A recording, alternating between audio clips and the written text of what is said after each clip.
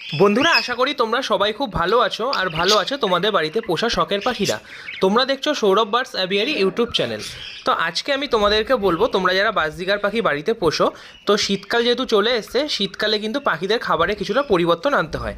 শীতকালে তোমরা কোন কোন খাবার পাখিদের দেবে, কোন কোন খাবার দিলে পাখি কিন্তু তাড়াতাড়ি ব্রিডিং করবে, সারা বছর পাখিদের থেকে তোমরা বেশি ডিম বাচ্চা পাবে, তা নিয়ে আলোচনা করবো এই ভিডিওতে। তো ভিডিওটি পুরোটা দেখার অনুরোধ রইল। শীতকালে কিন্তু পাখিকে ভালো পরিমাণে একটা সিড মিক্স দিতে হবে। সিড মিক্সের সাথে সানফ্লাওয়ার আর কিন্তু ব্ল্যাক সিডটা একটু বেশি পরিমাণে অ্যাড করতে হবে। তবে দেখতে হবে সানফ্লাওয়ারের পরিমাণটা যেন খুব একটা বেশি না হয়, তাহলে কিন্তু পাখির শরীরে চর্বি জমে যাবে, পাখি কিন্তু ডিম বাচ্চাতে পরবর্তীতে অসুবিধা হবে। এছাড়াও কিন্তু পাখিকে শাকসবজি তোমাদের ডেলি দিতে হবে।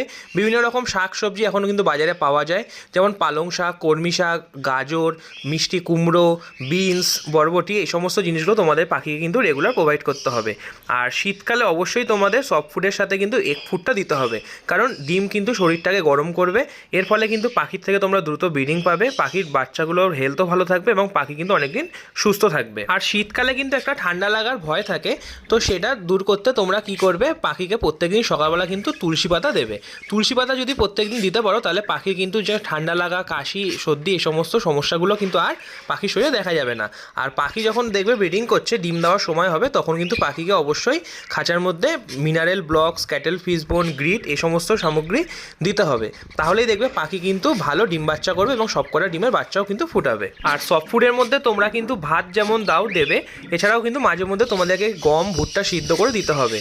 আবার অনেক পাখি দেখা যায় ছোলাটা খায় না, তো ছোলাটা কিন্তু তোমাদের একটু দিয়ে পাখিদের অভ্যাস করতে হবে। তো ছোলা খাওয়ালে পাখি কিন্তু হেলথ অনেক ভালো থাকবে এবং বাচ্চাগুলো কিন্তু সুস্থ সবল হবে। তো বন্ধুরা, এই ছিল ভিডিও। ভালো লাগলে অবশ্যই লাইক করবে, চ্যানেলে প্রথম হলে চ্যানেলটা এখনই সাবস্ক্রাইব করে রাখবে এরকম ইনফরমেটিভ ভিডিও পাওয়ার জন্য। তো দেখা হচ্ছে নতুন কোনো ভিডিও।